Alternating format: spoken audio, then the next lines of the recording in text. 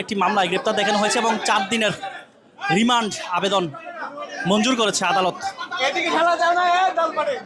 4 দিনের রিমান্ড দিয়েছে আদালত।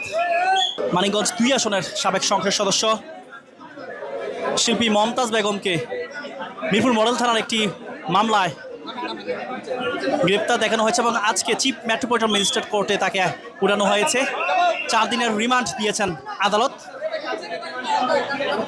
পুলিশের পক্ষ থেকে 7 দিনের রিমান্ড আবেদন করা হয়েছিল, 4 দিনের রিমান্ড মঞ্জুর করেছে আদালত। আপনারা দেখতে পাচ্ছেন এই মুহূর্তে বের করা হচ্ছে এই শিল্পী মমতাজকে।